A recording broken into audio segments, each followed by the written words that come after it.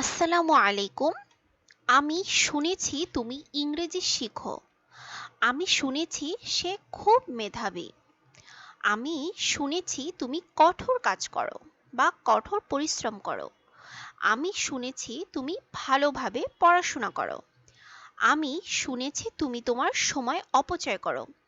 আজকের লেসনে আমি শুনেছি তুমি এটা করো, আমি শুনেছি মানে এই ধরনের বাক্য আমরা বাংলায় বলি, অনবরতই আমরা এগুলো বাংলায় বলে থাকি, কিন্তু এই ধরনের বাক্য আমরা কিভাবে ইংলিশে খুব সহজভাবে বলবো আজকের লেসনে আমরা সেটাই শিখব। আমি শুনেছি যে এই ধরনের অর্থ যখন আমরা কথা বলবো তখনই এই স্ট্রাকচারটির মাধ্যমে আমরা বলবো। I have heard that plus object. আবার বলছি স্ট্রাকচারটি হলো I have heard that plus object, মানে হলো এইটা হবে সবসময় প্রেজেন্ট পারফেক্ট টেন্সে। আমি শুনেছি তুমি ইংরেজি শিখো। I have heard that you learn English. আমি শুনেছি সে খুব মেধাবী। I have heard that he is very talented.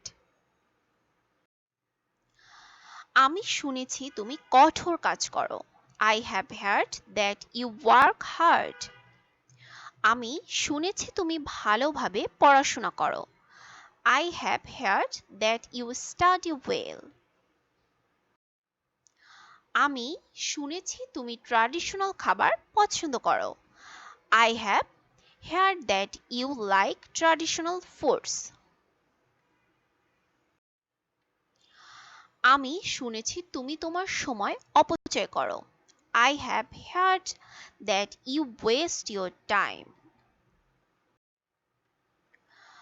আমি শুনেছি ইংলিশ গ্রুপ শিক্ষার্থীদের জন্য উপকারী। এই বাক্যটি আপনারা অবশ্যই কমেন্ট সেকশনে এটির স্ট্রাকচারের মাধ্যমে সেন্টেন্সটি বানিয়ে কমেন্ট করে জানাবেন। আর হ্যাঁ, এই স্ট্রাকচারের মাধ্যমে আপনারা বাসায় বসে আরও 30টি বাক্য বানিয়ে নিজেরা প্র্যাকটিস করুন, তাহলে এই ধরনের বাক্য খুব সহজেই ইংলিশে আপনাদের বলতে সুবিধা হবে।